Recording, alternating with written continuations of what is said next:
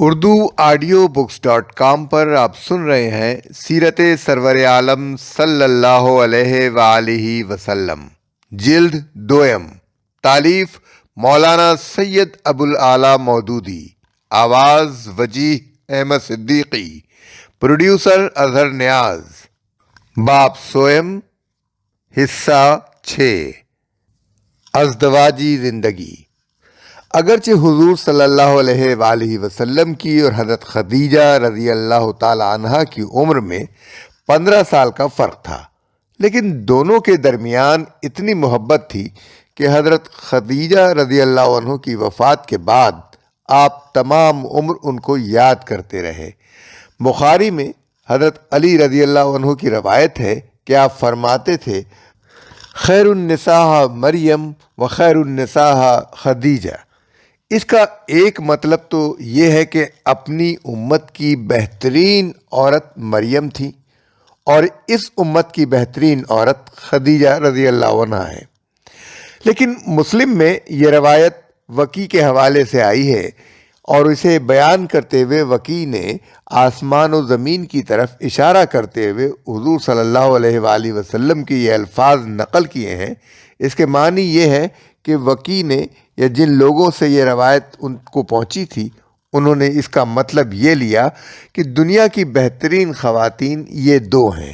بخاری میں حضرت عائشہ رضی اللہ تعالی عنہا کی روایت ہے کہ رسول اللہ صلی اللہ علیہ وآلہ وسلم کی بیویوں میں سے کسی پر مجھے اتنا رشک نہیں آتا تھا جتنا حضرت خدیجہ رضی اللہ تعالی عنہا پر آتا تھا، حالانکہ آپ صلی اللہ علیہ وآلہ وسلم سے میری شادی ہونے سے پہلے ان کا انتقال ہو چکا تھا۔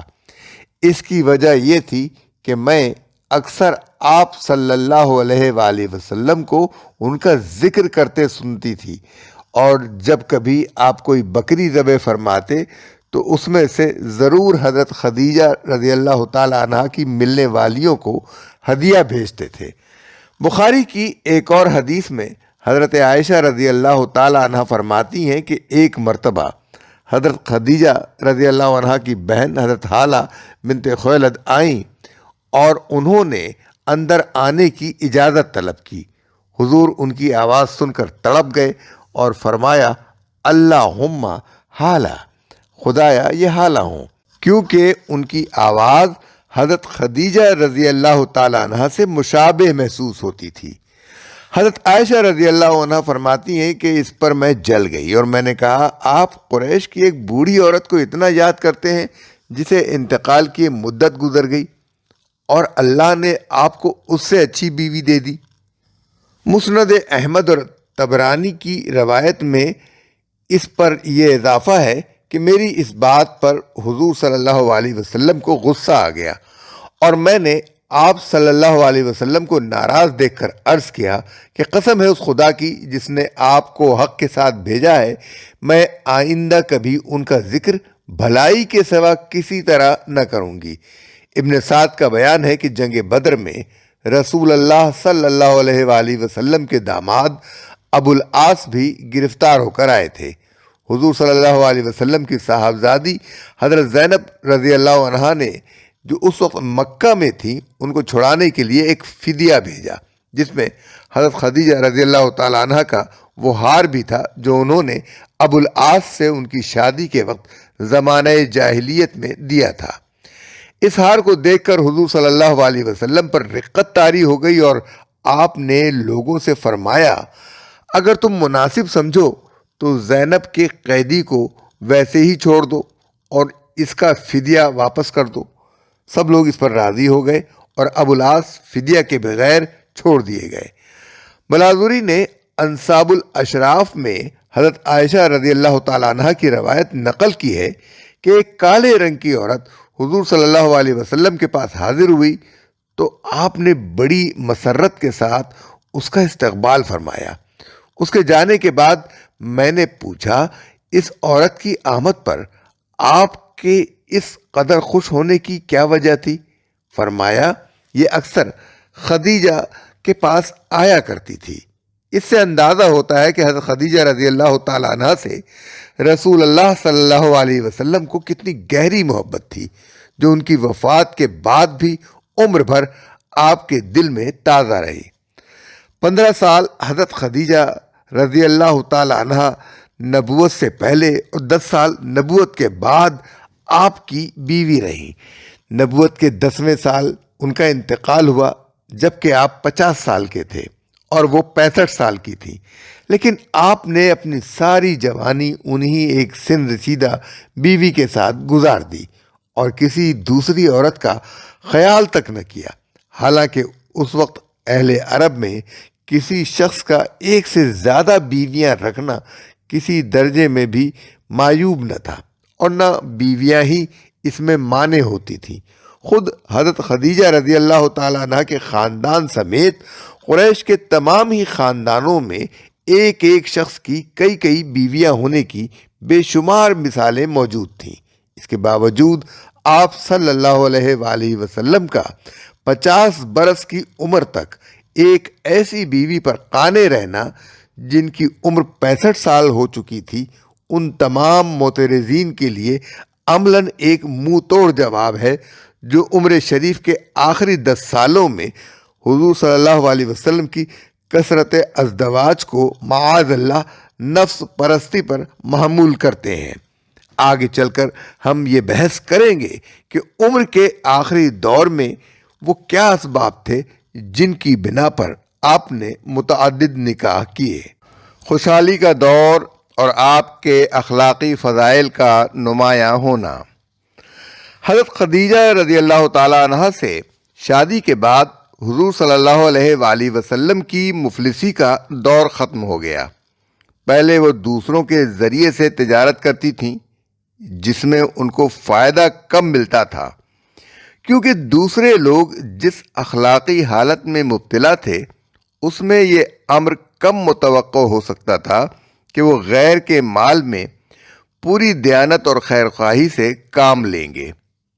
مگر جب ان کی تجارت رسول اللہ صلی اللہ علیہ وآلہ وسلم جیسے امین اور فرزانہ شخص کے ہاتھ میں آئی، جو فطری خیرخواہی کے ساتھ شور ہونے کے باعث بھی اپنی اہلیہ کے حق میں کمال درجے کے خیرخواہ تھے، تو آپ کی تجارت چمک اٹھی اور اللہ تعالیٰ کا یہ ارشاد پورا ہوا، وَوَجَدْكَ عَائِلًا فَأَغْنَىٰ، اور اللہ نے آپ کو غریب پایا پھر غنی کر دیا۔ سورہ ضحیٰ آیت 8۔ اس دور میں آپ صلی اللہ علیہ وسلم کی صداقت و امانت، معاملات میں انتہائی راست بازی، سخاوت اور جود و کرم، صلہ رحمی، بے کسوں کی مدد، غربا پروری اور دانائی و فرزانگی کے وہ اوصاف تمام قریش اور گرد و نواح کے قبائل پر عیاں ہو گئے، جو پہلے اپنے ظہور کے مواقع نہ پانے کی وجہ سے مخفی تھے۔ اب معاشرے میں بھی آپ صلی اللہ علیہ وآلہ وسلم کا مرتبہ محض اخلاقی حیثیت ہی سے نہیں بلکہ مادی حیثیت سے بھی اتنا بلند ہو گیا کہ آپ صلی اللہ علیہ وآلہ وسلم کا شمار سرداران قریش میں ہونے لگا۔ آپ صلی اللہ علیہ وسلم کے اوپر لوگوں کا اتنا اعتماد قائم ہو گیا کہ وہ اپنی قیمتی امانتیں آپ صلی اللہ علیہ وآلہ وسلم کے پاس رکھوانے لگے، حتیٰ کہ یہ سلسلہ اس وقت بھی جاری رہا جب اعلان نبوت کے بعد مکہ کے عوام و خواص آپ صلی اللہ علیہ وآلہ وسلم کے خون کے پیاسے ہو گئے تھے۔ اس دشمنی کے باوجود وہ اپنی امانتیں آپ ہی کی حفاظت میں دیتے رہے، اور ہجرت کے وقت آپ صلی اللہ علیہ وآلہ وسلم کو اپنے پیچھے صرف اس لیے حضرت علی رضی اللہ عنہ کو چھوڑنا پڑا کہ ہر ایک کی امانت اسے واپس کر کے آئیں۔ یہ اس بات کی کھلی علامت تھی کہ نبوت سے پہلے ہی نہیں، نبوت کے بعد بھی دشمنان اسلام کے دلوں میں آپ صلی اللہ علیہ وآلہ وسلم کی دیانت و امانت کا نقش بیٹھا ہوا تھا، اور وہ اپنے درمیان آپ کو سب سے زیادہ قابل اعتماد آدمی سمجھتے تھے۔ تجارتی معاملات میں آپ اس قدر کھرے تھے کہ ایک صاحب جو زمانے جاہلیت میں آپ صلی اللہ علیہ وآلہ وسلم کے شریک تجارت رہ چکے تھے، وہ شہادت دیتے ہیں کہ آپ بہترین شریک تھے، کبھی دھوکہ نہ دیا، کبھی کوئی چال بازی نہ کی اور کبھی جھگڑا نہ کیا۔ ان صاحب کا نام مختلف روایتوں میں مختلف آیا ہے۔ ابن عبد البر نے استیاب میں قیس بن الصائب بن اویمر مخزومی لکھا ہے۔ مسند احمد کی کسی روایت میں صائب بن عبداللہ المخزومی بیان کیا گیا ہے اور کسی میں صائب بن ابی الصائب۔ ابو داؤد کتاب الادب باب فی کراہیت المرأہ میں ان کا نام صائب ہی بیان کیا گیا ہے، اور خود ان کی یہ روایت نقل کی گئی ہے کہ میں رسول اللہ صلی اللہ علیہ وآلہ وسلم کی خدمت میں حاضر ہوا تو لوگ میری تعریف کرنے لگے۔ آپ صلی اللہ علیہ وآلہ وسلم نے فرمایا، میں ان کو تم سے زیادہ جانتا ہوں۔ میں نے عرض کیا، میرے ماں باپ آپ پر قربان، آپ نے سچ فرمایا، آپ میرے شریک تجارت تھے، لیکن ہمیشہ معاملے کو صاف رکھا، نہ کبھی دھوکہ دیا نہ جھگڑا کیا۔ ابو داؤد ہی میں ایک اور صاحب عبداللہ بن ابی الحمصہ کی روایت ہے کہ ایک دفعہ میں نے زمانہ جاہلیت میں نبی صلی اللہ علیہ وآلہ وسلم سے خرید و فروخت کا معاملہ کیا۔ کچھ معاملہ طے ہوا تھا اور کچھ باقی تھا۔ میں نے کہا، میں اسی جگہ آ کر آپ سے پھر ملوں گا۔ اس کے بعد میں بھول گیا۔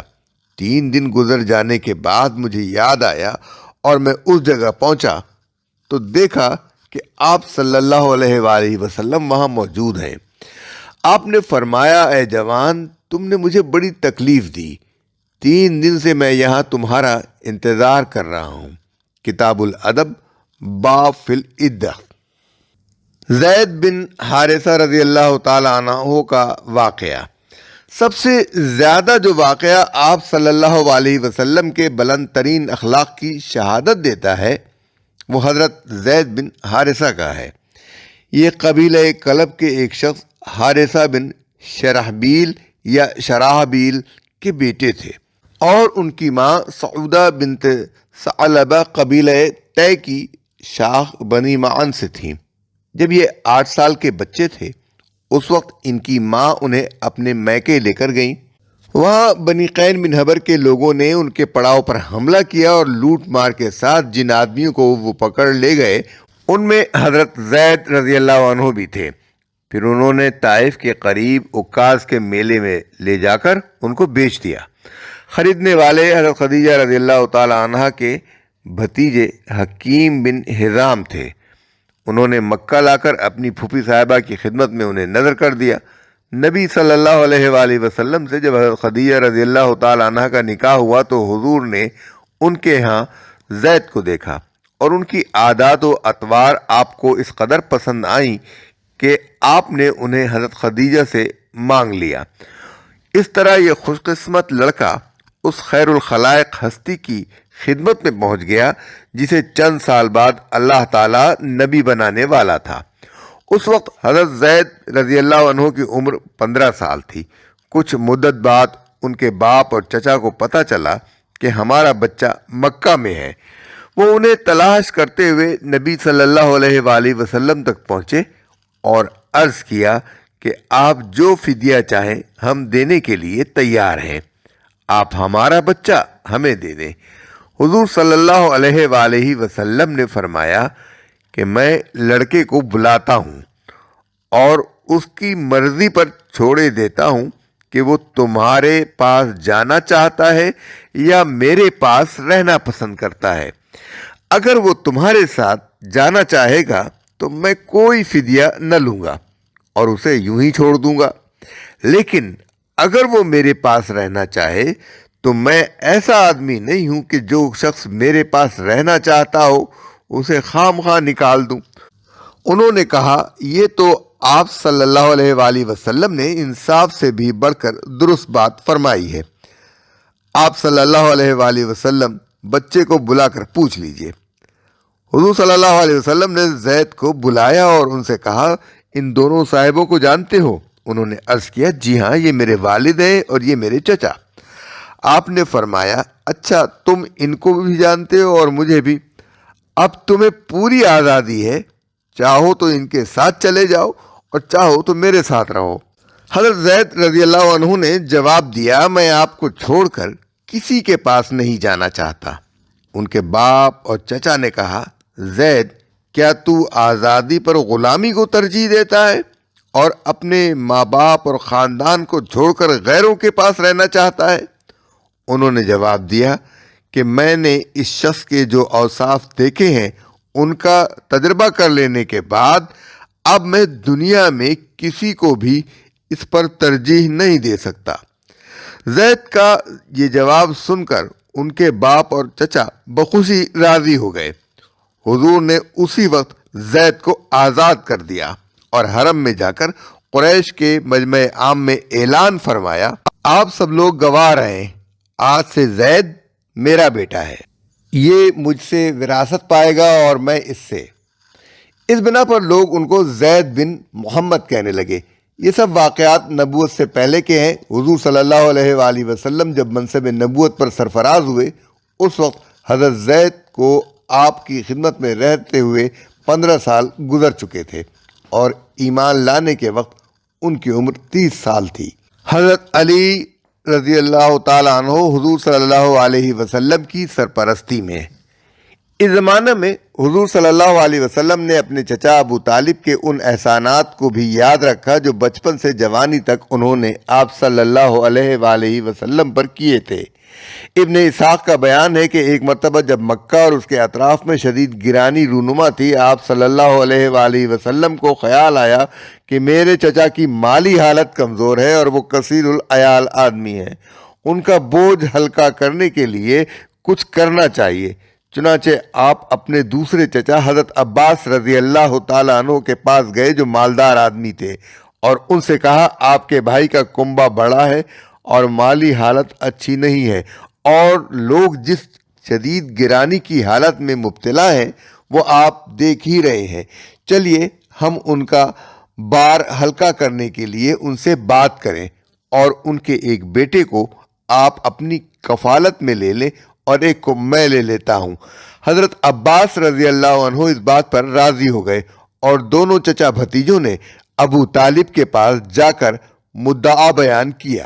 انہوں نے کہا عقیل اور بقول ابن ہشام طالب کو میرے لیے چھوڑ دو، باقی جس کو تم میں سے جو لینا ہے لے لے۔ اس طرح رسول اللہ صلی اللہ علیہ وآلہ وسلم حضرت علی رضی اللہ عنہ کو اپنے ہاں لے گئے اور حضرت عباس رضی اللہ عنہ نے حضرت جعفر رضی اللہ تعالیٰ عنہ کو لے لیا۔ حضرت علی رضی اللہ تعالیٰ عنہ ان میں سب سے چھوٹے تھے۔ حضرت جعفر رضی اللہ تعالیٰ عنہ ان سے 10 برس بڑے تھے۔ حضرت عقیل ان سے 10 برس بڑے اور طالب ان سے بھی 10 برس بڑے تھے۔ ان کے علاوہ ابو طالب کے دوسرے بچے بھی تھے۔ اس طرح حضرت علی رضی اللہ عنہ بچپن ہی میں رسول اللہ صلی اللہ علیہ وآلہ وسلم کی پرورش میں آ گئے تھے اور حضور صلی اللہ علیہ وآلہ وسلم نے اور حضرت خدیجہ رضی اللہ تعالی عنہا نے ان کو اپنی اولاد کی طرح پالا تھا۔ اغلب یہ ہے کہ حضرت علی رضی اللہ عنہ کی عمر اس وقت 4 یا 5 برس سے زیادہ نہ تھی۔